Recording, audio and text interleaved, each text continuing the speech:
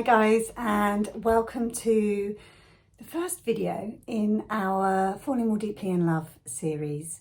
So if you haven't already read the first three chapters of the Relationship Handbook by George Pransky, I would really invite you to hit pause on the video and go and do that now before you watch this, because these videos will go alongside the chapters, but actually I think what's always more important, as you know, is for you to see what comes up through you is going to be far more valuable than anything I have to share. So I can share for you what came up inside of me while I was watching, but what you get out of this program is going to be what comes up through inside of you as you're reading. And I'd rather you read it fresh rather than listen to what I've got to say and then you'll kind of listen through the filter of that, if you like, which I don't want you to do. I want you to be blank sheet while you're reading that book. Now, if you are someone who is in a relationship where you're really struggling right now, chances are you're going to read that book with a very kind of analytical, appraising, arguing tone of voice going on in your head, like, yeah, but it's not as simple as that. Yeah, but you don't know my husband. Yeah, but you should see my wife, right? And I just want to encourage you to put aside your own relationship, put aside that thinking, because it's not helpful, as much as possible. Put aside your own relationship in a way and just see what you can see about the nature of love as you read this book, because to me, that's what this is an exploration of. This is, this book is ostensibly about relationships, right? But I have read this book as a business book, right? If you are a business owner or an entrepreneur, you can read this whole book as if it's about business, right? It's fascinating to do so. You can read it about parenting. You can read it about relationships with your own parents, right? You can read it about colleagues. There are universal principles that are pointed to in this book that mean that this book just keeps giving, right? You can read it over and over and over again. But to my mind, this is a conversation about, it's an exploration into the nature of love. This whole 6 weeks that's what we're looking at. And so love, connection, like that's the universal kind of quest, if you like, right? So we're going to look at the universals behind it. So the universal nature of love is that, and if you've watched the Dickin course, right, the Being Open to Wisdom course before this one, you'll know we've talked a lot about that there. But don't worry if you haven't. So love is one of those things, like mind, that is impossible to describe, right? As soon as we start describing it, it's not it, right? We can have all the best concepts, the best poetry, the best ways, best movies, best everything that try and point to this thing called love. But we can never describe it. As soon as we start talking about it, it's not it. And yet we all know it. There's not a single person watching this video that doesn't know what I mean by the word love. And the universal nature of love is such that all of us in life, every single behavior you see, every single action you see, every single whatever we see in the world, there's this magnetic pull in all of us towards love and connection, like a deep sense of love, closeness and connection in our lives. It's what every human being wants, no matter what continent you live on, no matter what your state of mind is, no wonder your level of intellectual ability. It's a universal part of life that love is what we are all seeking. It's what we're drawn to. And we are compelled to seek it until we understand where it really comes from. And we're compelled to seek it in the world outside of us, right? So we look to our relationships, we look to our children, we look to our friendships, we look to our lives, and we look to our status and our credibility and our bank accounts, and we try and get approval and we try and get recognition and we try to feel like we're okay in order to feel that feeling of love. It's a universal. But here's the cool thing. What's also universal is that we are all it already. So we are forever compelled to seek outside of ourselves for this thing called love until we see that underneath and before thought, there is nothing but love. That underneath all of the thought, all of the differences that appear between us all, you know, George has the chapter on incompatibility, right? And he says thought creates incompatibility. But before thought, there's only one, right? There's one massive bath of love, right? And this, well, it's not, because it's formless and infinite and all that great stuff, right? But there's one energy behind life, this field of energy that we all, you know, live inside of. And that field of energy is love. It's inherently love. That's what it is.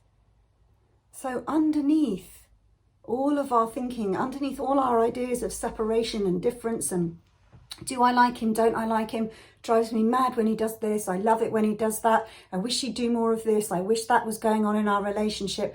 Underneath all that thought, there's one love of which we are all sprung.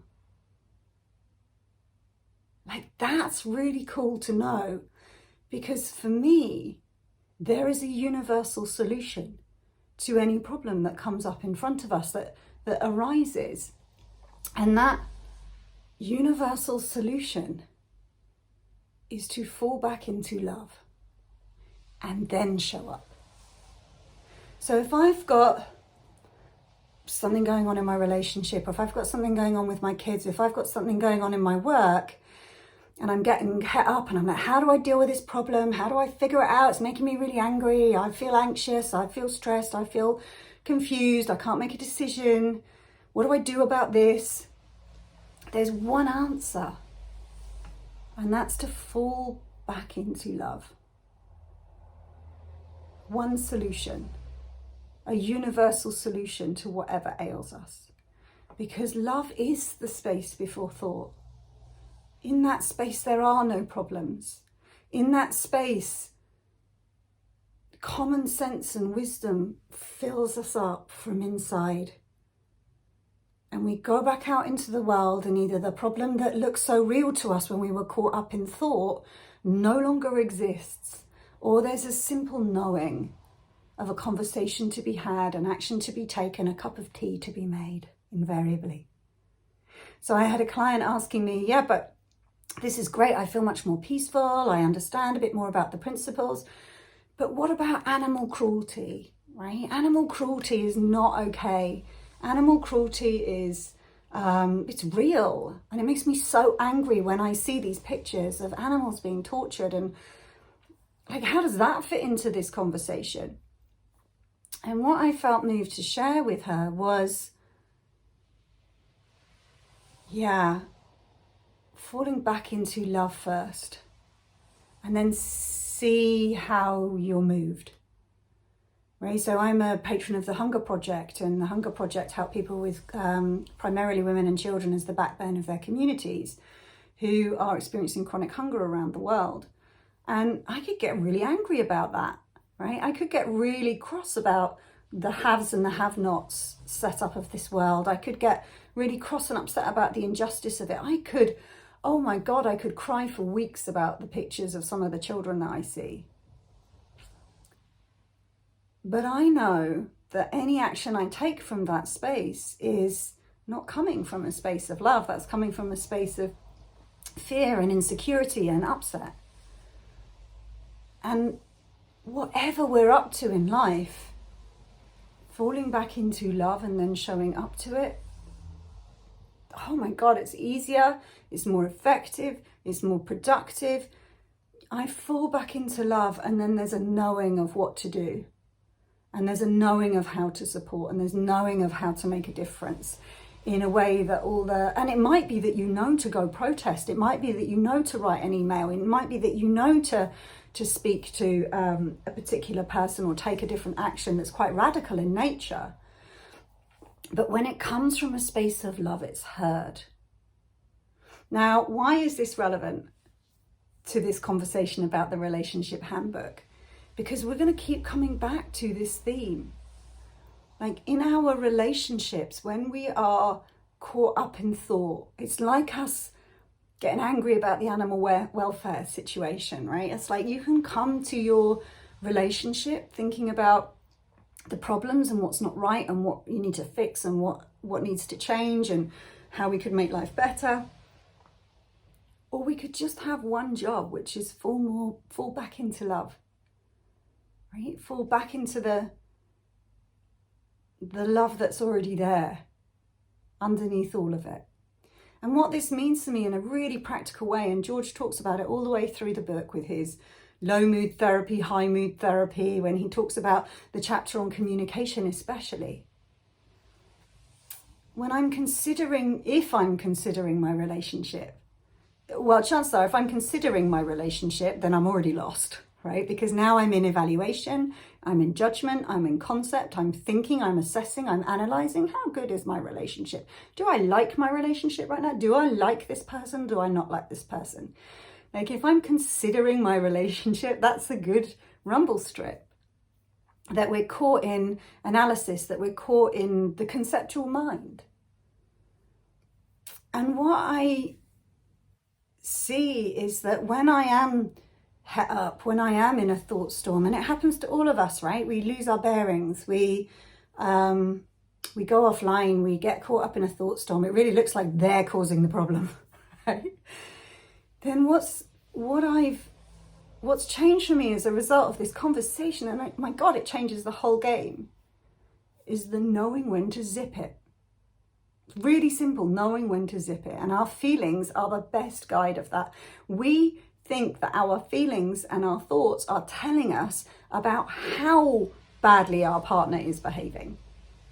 And they're not telling us what we think they are. All they're pointing to is how badly drunk we are right now and thinking that our drunken thinking is true and correct, right? You know what I mean by that? So when we get caught up in thought, it's like we've just been drinking loads, right? Now our thinking is predictably distorted. And we're going to think all sorts of things that's simply not true. We're going to think, oh, I really love that person. Yeah, I can drive. Yeah, I can blah. It all looks totally logical in that state of mind, right? But anyone outside of you can see you're drunk. You don't know what you're saying. You don't know what you're thinking. You're not seeing the world accurately at all. And that's exactly the same as what's happening when we get caught up in thought about our relationships. And so if I have drunk too much, the only thing I need to do to sober up is put down the glass. Such is the nature of the design of the human system that sobering up happens because sober is the default. We don't have to do sober. We don't have to make ourselves sober. We can't get ourselves sober. We just stop drinking and sobering happens.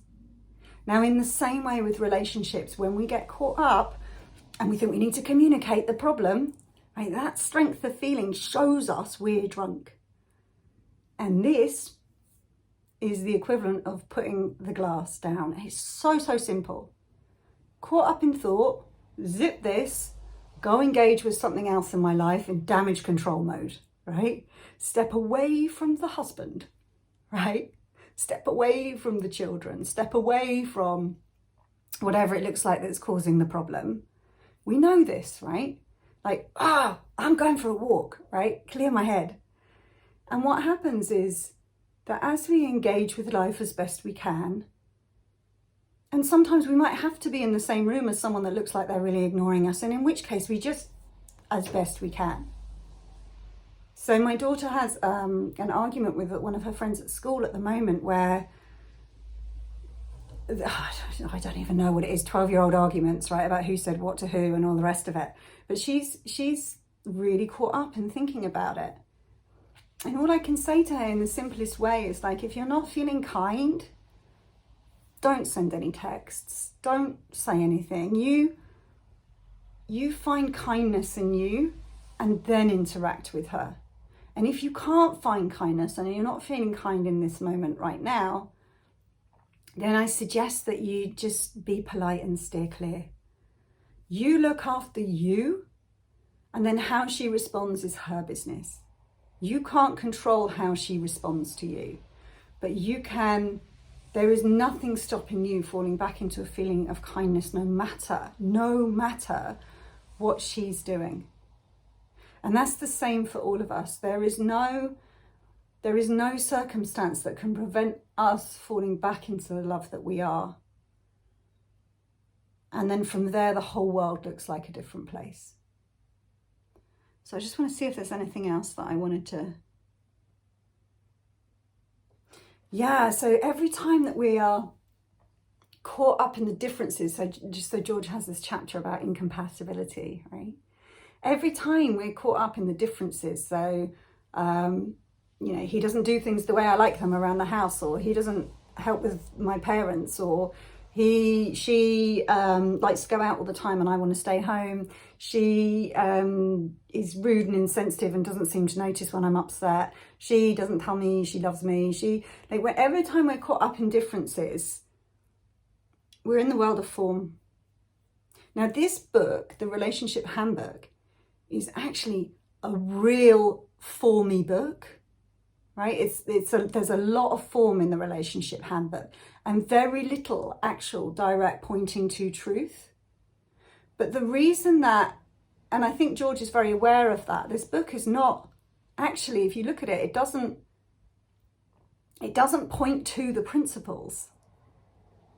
It points and talks to form, but the reason George has this book out here rather than some of the books he's written and then withdrawn is because the space from which this book is written is love. It's written from an understanding and a knowing of the principles. And that spills through every chapter, every word, as far as I can see. But what you're going to notice is there's a lot of formy stuff in the book. So there's a lot of do this, don't do that. I'm saying, zip it, go do something else, right? There's some formy stuff. But difference always lies in the form. And when we are trying to change something in the world of form, it's like we're too downstream already. It's like trying to change a behavior rather than having a change of heart or an insight. And so I just want us to watch out for that as we go through the book as well. But every time we're caught up in thinking, yeah, but so what should I do? Yeah, but I don't like that behavior. It's an invitation to get curious about the formless place from which new thought comes. If we don't like this behavior, if we don't like this thinking, if we don't like this experience, look to the source of where that experience is coming from, not the experience itself. Because the more you explore and experience and fall back into love, right? Explore that space, get a sense of that space before thought, everything downstream of that will change. Right? So your husband will look like a different person. Your wife's behaviors will just look like they've changed all on their own, even though they're not even involved in this conversation and watching these videos with you. Like magic. If you want your relationships to transform and be something, for me, a relationship is something where we get to fall in love and then share that love with another person. That's it. That person is not a source of love. They're not a source of my feeling of connection. Their behaviors don't create a feeling of connection. That bit's on me, or that bit's on the true me. That bit's on me. It's irrespective of what he gets up to. That's my job. I get to fall more and more and more and more and more deeply in love and then share that with the person in front of me. That's my job, not his business. And that's possible for all of us. So to know, just to get a sense of, oh, hang on a minute, I'm in the form, trying to change behaviors, trying to change conversations, trying to change actions, is our invitation to go explore the formless again. Difference can only occur. Separation, incompatibility can only occur through thought, as George says. But for thought, no separation, only connection because there's only one. How could that be disconnected from itself? And only love. That's what came to me to share with you as I read those 3 chapters. I've read this book so many times, and there's something fresh every time in this book for us to see. So I want to invite you this week. I'm going to give you homework, right? I'm going to give you the same homework that that George gave the clients in the therapy story in the book, and that is to have an experiment this week to see if our only job was to enjoy. George says enjoy our partners, right? Just take all the issues off the table and just see if you can enjoy them for a week. I'm going to take it a little bit step further and say, what would it be like to fall into enjoyment, to fall into love this week, and then show up with your partner, take all the issues off the table, and see if it could be as simple as that. And then share with me what you see. I'll be back with you again next week.